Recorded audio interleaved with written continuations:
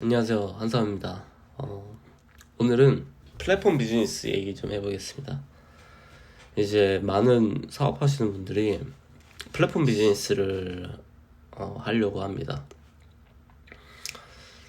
스타트업 팀부터 이제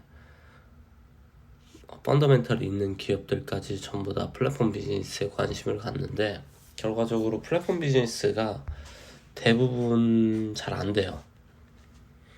이유는 뭘까요? 상황에 따라 좀 차이는 있는데, 만약에 사업체가 스타트업이라고 하면은 플랫폼 비즈니스가 안 되는 이유는 시장에 들어가지 못해서 망합니다.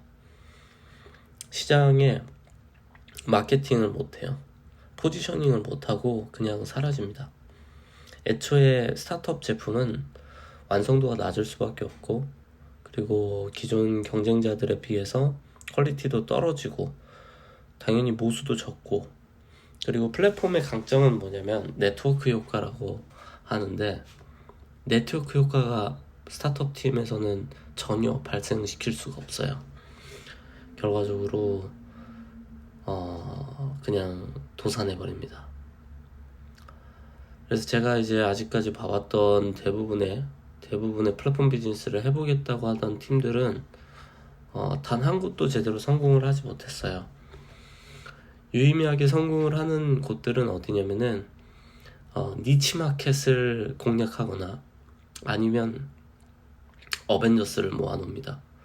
정말 슈퍼스타들을 모아놔서 펀드를 받아요. 엄청난 수준의 펀드가 들어와서 진행이 됩니다. 아니면 그 슈퍼스타들이 그냥 자기들이 낸 돈, 그리고 시간, 그리고 기술력, 그리고 인적 자원, 잠재적인 파트너사들 다 충분할 때 성공합니다. 플랫폼 비즈니스를 하려면 사실 이런 접근이 좋다고 생각해요. 저는 플랫폼 비즈니스를 할 때 결과적으로 얻으려고 하는 게 무엇인가 라는 생각을 한번 해봐야 돼요. 우리가 B2C를 하는 건가, B2B를 하는 건가, 아니면 B2G를 하는 건가, 그 중에 무엇이 제일 우선되어야 되는가, 여기 이런 고민도 해야 되고, 그리고 대부분의 경우에는 이제 B2C를 원해요. 대중을 상대로. 근데 대중을 상대로 하기 전에 사실 B2B를 성공시켜야 되는 경우가 더 많습니다. B2B가 없이 B2C가 성공하는 거는 매우 드문 케이스인 것 같아요. 어떠한 형태로든 기업들하고 파트너십이 존재하는 상황에서 B2C가 된다는 거는 부스팅을 받을 여지가 많죠. 고객사들이 많다 보니까. 반면에 이제 파트너십이 전혀 없는 상황에서 순수하게 사람들한테 인기를 얻는다, 이건 진짜 힘든 일이죠. 그래서 그런 이유고요. 그리고 이제 B2B를 하시려는 분들도 있어요. B2B를 하시려는 분들은 이제 좀 큰 사업이죠. 큰 사업이고, 그리고 소규모로는 불가능한 사업들, 그런 것들인데, 이제 B2B 플랫폼은 많은 경우 B2G를 뚫어놔야 됩니다. 거벌먼트가 없으면은 일 다 해놓고 무너지는 경우도 태반이고요. 그리고 정치적으로나 아니면은 후원을 받지 못해서 그냥 박살나는 경우도 많아요. 사실 그 택시 플랫폼 같은 게 유사한 예라고도 볼 수 있을 것 같아요. 뭐 B2B는 아니지만 이제 거벌먼트 B2G가 제대로 되어 강력하게 있지 않은 상태에서 너무 시장 파괴적인 그런 제품을 가져오니까 이제 온갖 곳에서 반발이 생기죠. 그러다 보면은 결과적으로 거기 나가는 그런 법무 비용이 어마어마하게 발생할 거고, 그리고 그 과정에서 원하는 대로 법적인 그런 절차에서 승산을 가져가지 못할 경우도 많고요. 그런 면에서 참 플랫폼 비즈니스라는 거는 대중을 상대로 또는 매시브한 어떤 시장에서 포션을 차지해야 되는 비즈니스다 보니까 정말 쉽지 않은 것 같습니다. 그리고 이제 개발하는 입장에서 제가 꼭 얘기 드리는 거는, 저희 회사에 이제 플랫폼 비즈니스를 해보려고 오시는 분들이 종종 있는데, 솔직하게 얘기하면은 돈이 얼마나 있냐가 제일 중요해요. 이게 무슨 의미냐면은, 모든 플랫폼 비즈니스는 성공하면 성공할수록 돈이 많이 듭니다. 그게 딜레마예요. 성공하면 성공할수록 돈이 많이 든다. 그리고 그게 결과적으로 시장을 파고 들어가면서 점점 상대편들과 경쟁해서 자신의 시장 파이를 넓혀가는 구조로 가게 되는데, 순수하게 우리가 이만큼 사용자 있으니까 여기서 버는 수익 이 정도 돼서 우리가 영업이익 이거 얻어내고, 그리고 그거 안에서 또 발전하고, 이런 식으로 돌아가는 곳은 별로 없어요. 그런 식으로 돌아갈 수 있다면은 정말로 1,000원을 타고난 그런 블루오션이어야 가능하다고 생각하고, 대부분의 경우에는 플랫폼이 만약에 그런 형태로 영업이익이 발생한다? 바로 경쟁자가 붙습니다.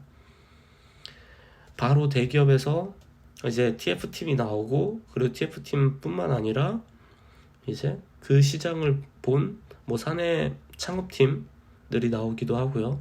아니면은 큰 대기업 산하에 있는 펀드를 받는 스타트업 팀들이 피보팅 하면서 자신들의 비즈니스를 그쪽으로 조금 더 옮겨간다든지 하는 형태로 독점적으로 누릴 수 있는 지위를 조금씩 다 빼앗아 가는 구조가 발생을 해요.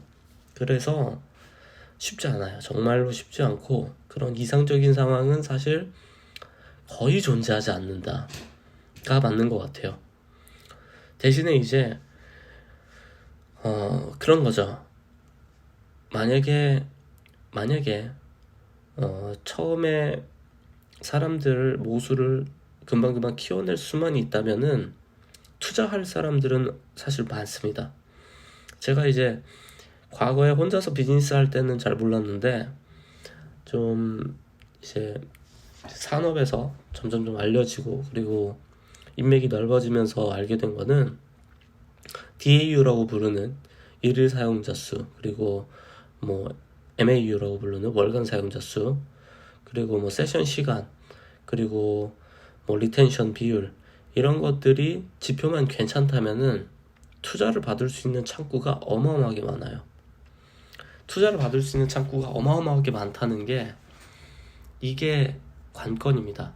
이게 관건이고, 그리고 그런 사실들을 사실 창업을 처음 한 사람들은 알 수가 없어요. 어떤 조건이 투자를 받기 좋은 조건인지, 투자를 받기 어려운 조건인지에 대한 인사이트가 부족하고, 두 번째로는 산업에 속해 있지 않다 보니까 이제 굉장히 로우 레벨로 만들어 놓고 이제 그거를 자랑하듯이 좀 피칭하는 경우가 많아요. 되게 좀 슬픈 일이고, 그리고 저도 그런 실수를 많이 범해왔지만, 결과적으로 시장에 대한 인사이트가 낮다는 것과, 그리고 자기의 제품에 대해서 메타인지가 안 되고 있다는 걸 증명하는 거거든요. 근데 이게 VC들이나 온갖 형태의 투자자들한테는 좋게 보이진 않습니다. 그냥 열정 넘치는 바보처럼 보여요. 그리고 그게 제품이 괜찮으면 모르겠는데 제품까지 안 좋으면 그냥 끝입니다. 그냥 끝이에요. 두 번의 기회는 없습니다. 창업자가 바보처럼 보이면은 사실 투자할 이유가 없거든요. 제품이 떨어져도 창업가가 똑똑해 보이고 그 팀원들이 굉장한 스펙을 갖고 있는 사람들이면 그 인맥의 힘과 맨파워로 투자가 이루어질 수 있어요. 근데 이제 그런 경우가 아니면은 대부분 다 리젝되고, 그리고 이제 2차, 3차 시도를 하는 과정에서 정말로 개선이 되지 않으면 사실 이제 블랙리스트처럼 이제 찍히는 거죠. 그렇다고 보시면 되고, 그래서 저는 플랫폼 비즈니스를 할 때 제일 중요한 거는 그 맨파워와 그리고 팀 구성과 그리고 그 자금력, 현재 자금력뿐만 아니라 이후 연속적인 투자 유치를 가질 수 있는 그런 전략이 있는가, 그런 것들이 굉장히 중요하다고 생각을 해요. 대부분 그게 부재합니다. 그게 부재해서 그냥 우린 좋은 제품 만들어서 고객이 이만큼 늘리고 고객이 이만큼 있으면 적어도 몇 퍼센트는 쓸 거야, 몇 퍼센트는 우리 걸 구매해 줄 거야 라는 가정을 통해서 프로젝션을 뽑아냅니다. 그게 나쁘단 건 아닌데 VC들은 그런 것들을 많이 봐왔고, 그리고 VC뿐만 아니라 엔젤 투자자건 뭐 어떤 형태의 투자자들이건 다 그런 걸 보다 보니까 크게 관심을 갖지 않아요. 그리고 또한 플랫폼 비즈니스가 진짜 돈을 먹는 하마와 같기 때문에 선도적으로 투자한다는 거는 어마어마한 리스크를 감당해야 됩니다. 투자자들 입장에서. 그래서 어마어마한 리스크를 감당하기 때문에 투자자들도 잘 안 해요. 그래서 보시면은 여러분들이 이제 우리나라의 대형 유니콘 기업들을 쭉 보시면은 투자의 텀을 다 보실 수가 있어요. 뭐 WC 같은 데 가면은. 그래서 투자의 텀을 다 보실 수 있고, 그리고 투자의 규모를 볼 수 있는데, 이 투자의 규모를 보실 때 1차 투자와 2차 투자, 3차 투자, 4차 투자 이런 식으로 시리즈 A, B, C, D 이렇게 가죠. 근데 이 과정이 폭이 좁고 그리고 규모가 크다면 정말 환상적인 거고, 그게 아닌 경우에는 애초에 2차 투자까지 이 연속적인 투자 시리즈가 나오지 않고 그냥 무너져 버리는 경우가 많습니다. 그래서 저는 창업하시려는 분들한테 꼭 플랫폼 비즈니스는 뭐냐면은 평생 그냥 하는 일이 투자하는 사람들한테도 리스크가 넘쳐서 안 하려는 투자가 바로 플랫폼 비즈니스예요. 그렇기 때문에 정말로 큰 각오와 큰 에너지와 무슨 시장에 대한 그런 인사이트나 아니면 확실한 뭐 펀더멘털이 없는 상태에서 시작하는 거는 자살행위입니다. 그 자살행위라는 거를 저는 수차례 시도를 끝에 이제 알았고요. 반면에 그리고 그걸 봐왔고, 주변에서. 그런 면에서 이제 되도록이면은 조심스럽게 플랫폼 비즈니스는 접근하셨으면 좋겠다 라는 것과, 두 번째는 플랫폼 비즈니스라는 거는 사실 플랫폼이 없어도 동작해야 진짜 좋은 사업입니다. 이게 플랫폼이 존재해야만 존재할 수 있는 비즈니스 모델은 사실 좋은 비즈니스 모델이 아닙니다. 예를 들면은 내가 쇼핑몰을 만든다고 해봅시다. 쇼핑몰에 다른 그런 업체들이 들어와가지고 자신들의 상품을 등록하는 일종의 뭐 백화점 같은 구조라고 가정해 볼게요. 그러면은 백화점 같은 구조가 되려면은 규모의 경제를 한 번에 이루지 않고서는 사람들이 막 거기 입점할 동인이 없습니다. 메리트가 없어요. 왜냐면 그것보다 상위의 솔루션들이 너무 많기 때문이죠. 더 나은 가치를 제공해 주는 게 너무 많기 때문에 들어올 이유가 없어요. 그리고 두 번째는 그게 비용이 됩니다. 예를 들면은 저희한테서 썼을 때 수수료를 더 낮게 받을게요, 안 받을게요, 그래도 상대 기업의 입장에서는 관리를 해야 되는 서비스가 하나 더 늘어나는 거예요. 근데 거기는 애초에 고객도 거의 존재하지도 않는데 그냥 관리 인력이 그것까지 관리를 해야 되는 거예요. 그러니까는 별로 코스트 측면에서도 메리트가 별로 없고, 그리고 총 매출에 기여하는 퍼센테이지에서도 큰 기여가 없다 보니까 그냥 안 쓰는 겁니다, 사람들이. 그래서 이런 것들을 정말로 깊게 생각해야 되고, 그리고 내가 성공할 거야 라는 이유를 찾지 말고 내가 실패할 거야 라는 이유를 먼저 쫙 찾아보세요. 실패할 수밖에 없는 이유들을. 그 다음에 그거를 다 지워버리면은 성공 확률이 비약적으로 높아질 거라고 저는 생각하고, 그게 성공하신 분들은 이제 정말 대한민국을 이끌어가는 큰 비즈니스를 하신다고 생각합니다.